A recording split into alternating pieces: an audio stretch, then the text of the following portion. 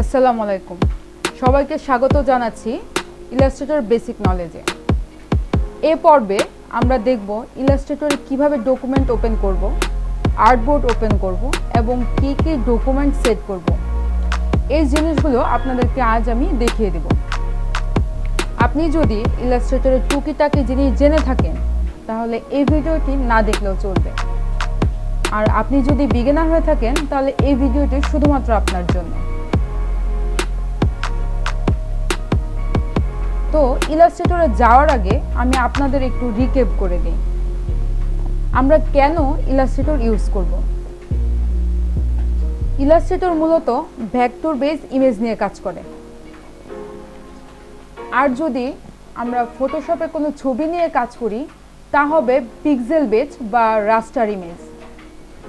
যদি আমরা ক্যামেরা দিয়ে কোনো ছবি তুলি তাও কিন্তু রাস্টার ইমেজ। জেপিজি, পিএনজি এগুলো রাস্টার ইমেজের এক্সটেনশন। আর ভেক্টর যে ইমেজগুলো রয়েছে সেগুলো এআই, ইপিএস এই এক্সটেনশনগুলো ভেক্টর ইমেজ। ভেক্টর ইমেজের সুবিধা, আমরা যদি কোনো ডিজাইন অথবা লোগো যদি ইলাস্ট্রেটর তৈরি করি বা ভেক্টর ডিজাইন করি তাহলে আমরা চাইলে এটিকে অনেক বড় করতে পারবো, আবার অনেক ছোটও করতে পারবো, এবং এর ফলে আমাদের এই ডিজাইনটির কোনো কোয়ালিটি লস হবে না। আর যদি এই কাজটি আমরা ফটোশপে করি তাহলে দেখা যাবে আমরা নির্দিষ্ট পরিমাণ বড় করতে পারবো।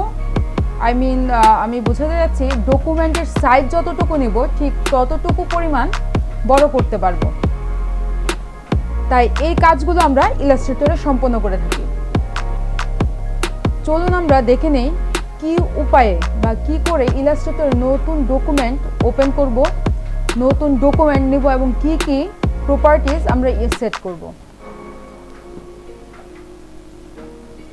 তো আমরা এখানে ফাইলে যে নিউ অথবা নিউ ফ্রম টেমপ্লেটে যদি আমরা দেই তার মানে আমরা পূর্বে কাজ করে রেখেছি, সেভ করে রেখেছি, সেখান থেকে আমরা একটা এআই ফাইল নিয়ে আমরা কাজ করব। কিন্তু না, আমরা যদি নতুন কিছু করতে চাই তাহলে আমরা নিউয়ে যাব অথবা কন্ট্রোল এন, কিবোর্ডের কন্ট্রোল এনে ক্লিক করব।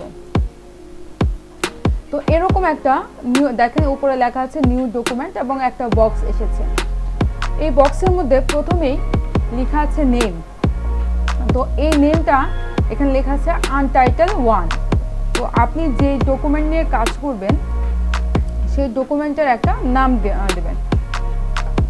তো আজকে যেহেতু আমরা basic knowledge, Illustrator basic knowledge সম্পর্কে আলোচনা করছি, আমি এখানে জাস্ট একটা বেসিক লিখে দিলাম, বেসিক। তো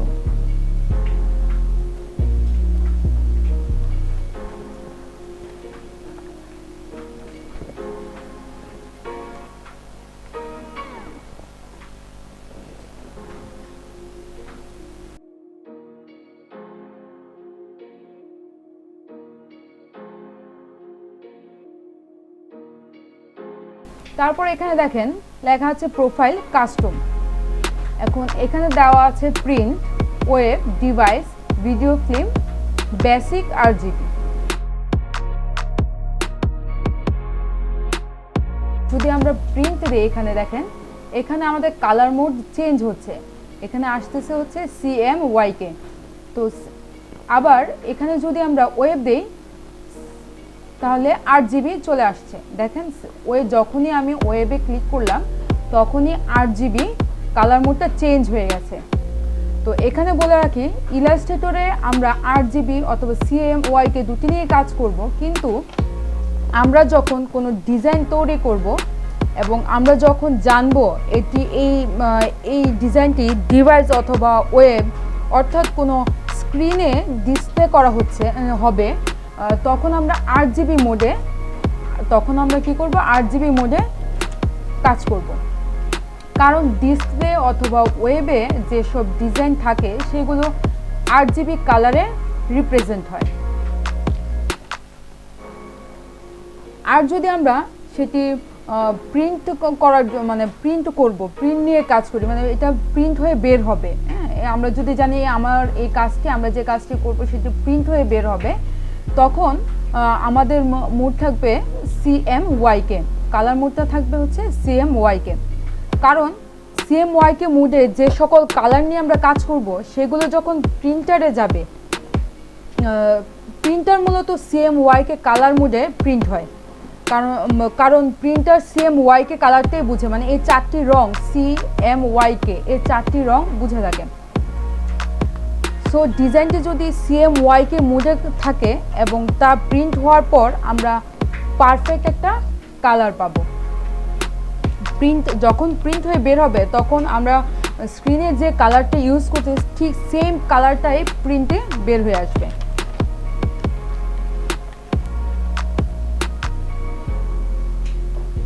এখন দেখেন, আর্টবোর্ড হলো ইলাস্ট্রেটরের পেজ।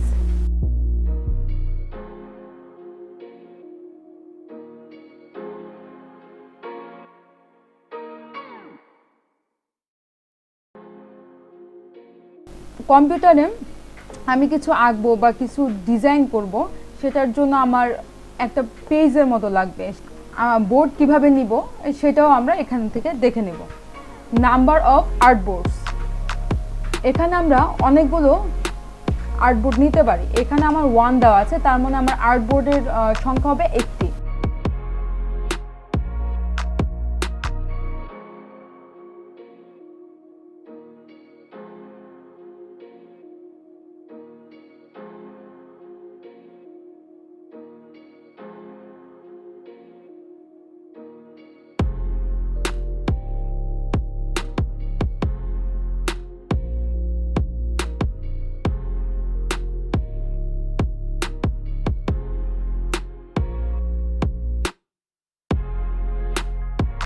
যদি আমি বাড়াই, দেখেন আমি 2টি আর্টবোর্ড নিয়েছি। তো এখানে দেখেন কয়েকটি জিনিস শো হয়েছে। আর্টবোর্ডের ইলাস্ট্রেটর পেজে 2টি যখন আমি ক্লিক করলাম, তখন সিলেক্ট করার পরে দেখা যাচ্ছে আর্টবোর্ডের ওরিয়েন্টেশন। এগুলো হচ্ছে ওরিয়েন্টেশন, আর্টবোর্ডের ওরিয়েন্টেশন। তো এখানে যেটা দেখা যাচ্ছে, আমি আর্টবোর্ডটাকে পাশাপাশি রাখবো, না উপর নিচ করে রাখবো, নাকি নিচে রাখবো, উপরে নিচে করে রাখবো, সেগুলো দেখা যাচ্ছে। তো আমি এখানে এটাই দিলাম। রাইট টু, এখানে লেখা আছে change to right to left layout. তারপর নিচে দেখা যাচ্ছে স্পেসিং জিনিসটা হচ্ছে, আমি আর্টবোর্ড দুটোকে, আমি তো এখানে 2টো আর্টবোর্ড নিয়েছি, এই আর্টবোর্ড 2টির মাঝখানে কতটুকু গ্যাপ থাকবে, এই আর্টবোর্ড 2টির মাঝখানে কতটুকু গ্যাপ থাকবে সেটি স্পেসিং। তো এখানে 20 পিটি দেওয়া। সাইজ মানে আমার আর্টবোর্ডটার সাইজ কেমন হবে, লেটার হবে, লিগ্যাল হবে, না A4 হবে, A3 হবে, B5 হবে। হ্যাঁ, আমি A4 নিলাম। দেখেন A4 যখন নিয়েছি তখন A4 এর যে মাপ বা সাইজ, যেটি ওয়াইড এবং হাইট দুটোটাই চেঞ্জ হয়েছে। আমি যদি A3 নেই, দেখেন ওয়াইড এবং হাইট দুটোই চেঞ্জ হয়েছে।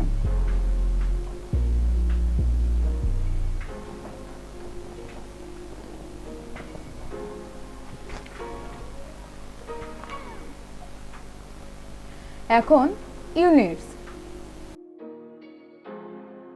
আমরা যখন প্রিন্ট নিয়ে কাজ করি তখন জেনারেল মেজারমেন্টগুলো সেগুলো কিন্তু আমরা ইঞ্চি, মিটার্স, পর হচ্ছে সেন্টিমিটার্স, পিক্সেল ইত্যাদি নিয়ে, মিলিমিটার্স ইত্যাদি নিয়ে কাজ করি। যেহেতু আমরা প্রিন্ট নিয়ে কাজ করি, তবে এগুলো সিলেক্ট করলে আমাদের জন্য অনেক সুবিধা হবে। যদি আমরা ইঞ্চিতে করি তাহলে আমাদের জন্য সুবিধা হবে, পিক্সেলে করলেও সুবিধা হবে, মিলিমিটার। যেহেতু আমরা প্রিন্ট নিয়ে কাজ করব, তাহলে এগুলো সিলেক্ট করব। আর আমরা যদি ডিভাইসের জন্য কাজ করি, তার মানে হচ্ছে ওয়েব বা যেগুলো আমাদের শো হবে, হ্যাঁ, স্ক্রিনে শো হবে, সেগুলো নিয়ে কাজ করি, তবে সেগুলোর ক্ষেত্রে আমরা পিক্সেলকে সিলেক্ট করব। এতে আমাদের কাজের সুবিধা হবে।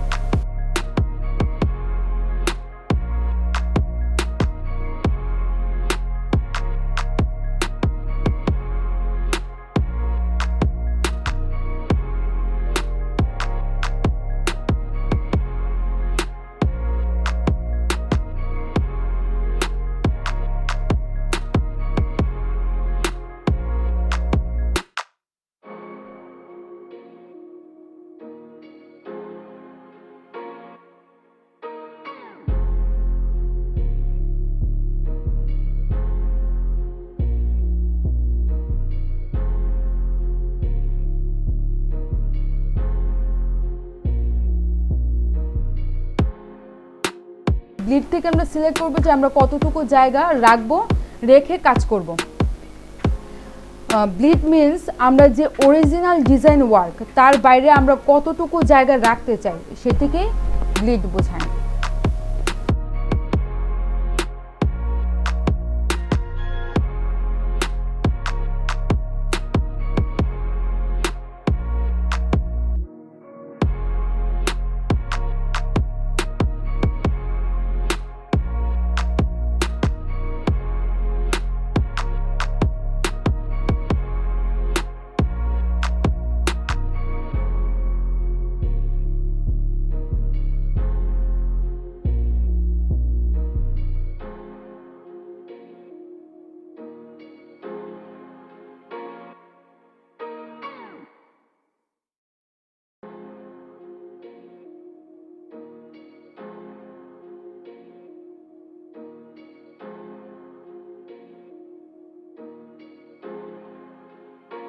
তো এখানে দেখেন অ্যাডভান্স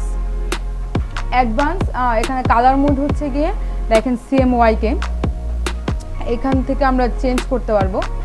এখান থেকে আমরা চেঞ্জ করতে পারবো, CMYKও দিতে পারবো এবং RGBও দিতে পারবো। তারপর দেখেন রাস্টার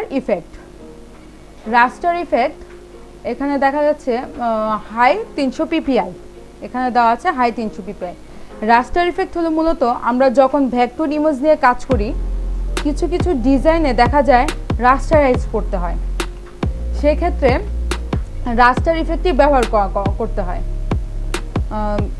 রাস্টার ইফেক্টে কত PPI হবে তা হচ্ছে এখান থেকে আমরা নির্ধারণ করতে পারি, যেমন মিডিয়াম, হাই, স্ক্রিন।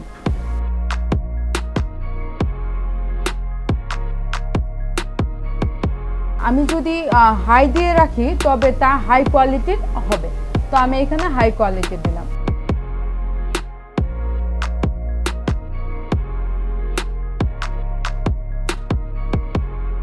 এবং প্রিভিয়াস মোড ডিফল্ট দিলাম, ওকে দিলাম। দেখুন আমার আর্টবোর্ড দুটি এসেছে, দেখা যাচ্ছে আমার আর্টবোর্ড দুটি।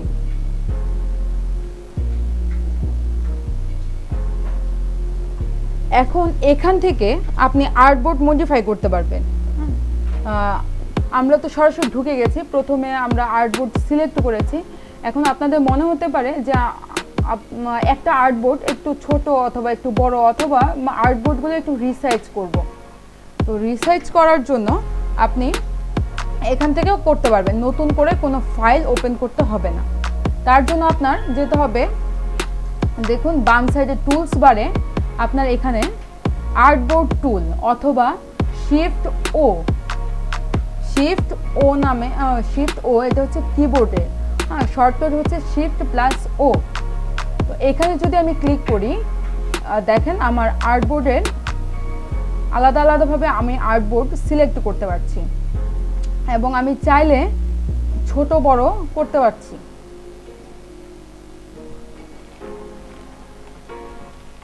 চাইলে আমি এটার ছোট বড় বা ছোট বড় করতে পারছি, আমার ইচ্ছে মতো আমি এটা করে নিতে পারছি।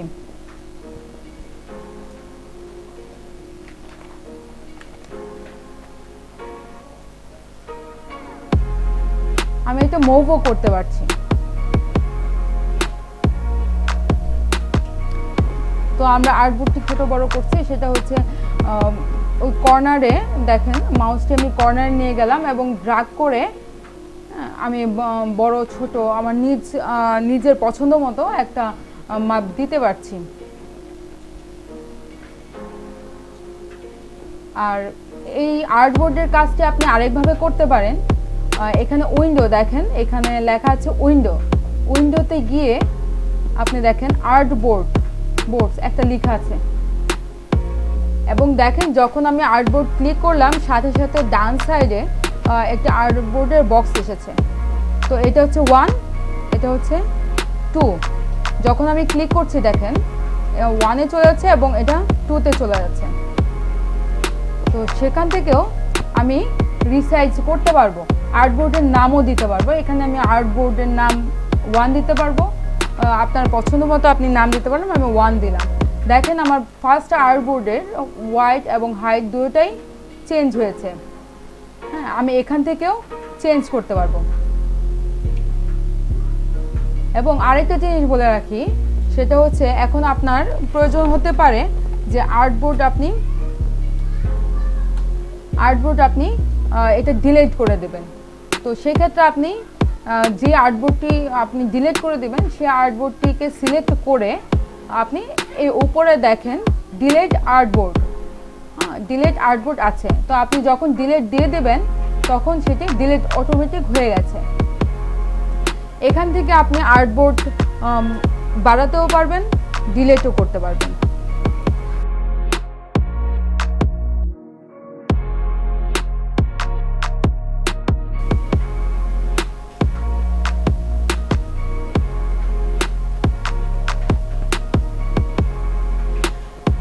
এরপর যে বিষয়টি আপনাদের বেশি দরকার সেটি হলো ডকুমেন্টের মাঝখানে নেভিগেট করা, লাইক জুম, স্ক্রল ইত্যাদি। এই নেভিগেটগুলো আমাদের বেশি দরকার হয়।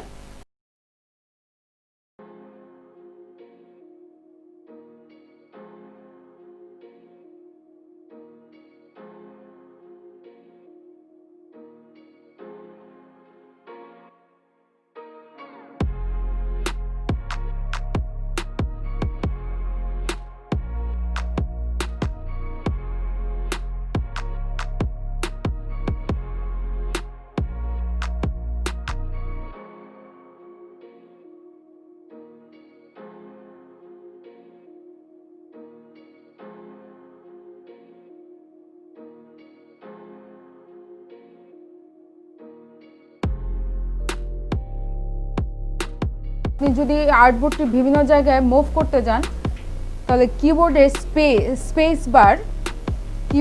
স্পেস বার আমি আবার বলছি, কিবোর্ডের স্পেস বারটি আপনি যখন ধরবেন, প্রেস করবেন, তখন দেখুন একটা হাতের মতো একটি চিহ্ন এসেছে। তো তখন আপনি মাউসের লেফট বাটনে ক্লিক করে সেখানে আবার থাকতে হবে কিবোর্ডের স্পেস বার প্রেস থাকতে হবে, এবং মাউসের যে লেফট বাটন সেটাতে ক্লিক করে আপনি ড্র্যাগ করে আর্টবোর্ডগুলোর যে পজিশন সেগুলো চেঞ্জ করতে পারছেন।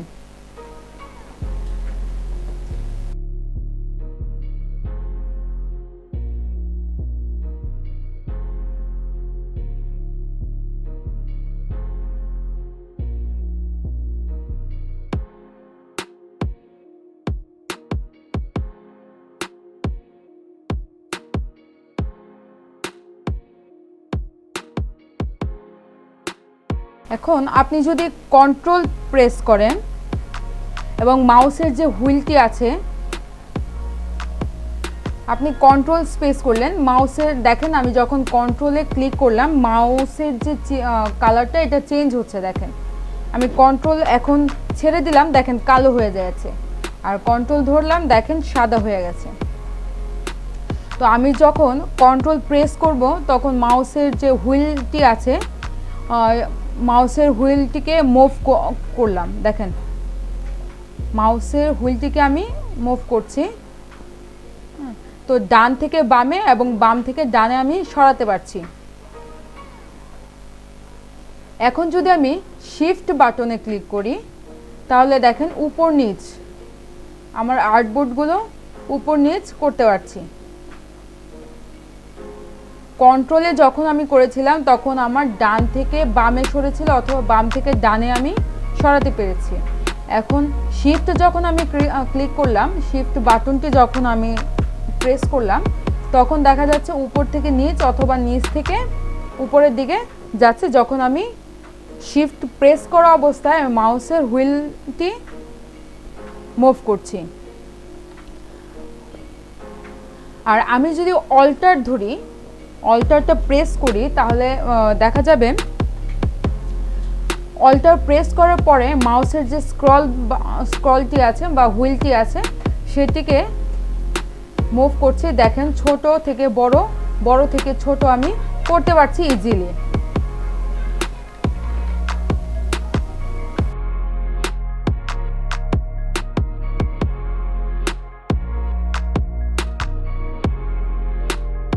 আমরা যখন ইলাস্ট্রেটরে কাজ করব তখন দেখা যাবে যে আমাদের এগুলো খুব বেশি প্রয়োজন হয়। তো আমরা শর্টকাটের মাধ্যমে কিভাবে আপনারা সহজে কাজগুলো করতে পারবেন সেগুলো আপনাদেরকে দেখিয়ে দিলাম।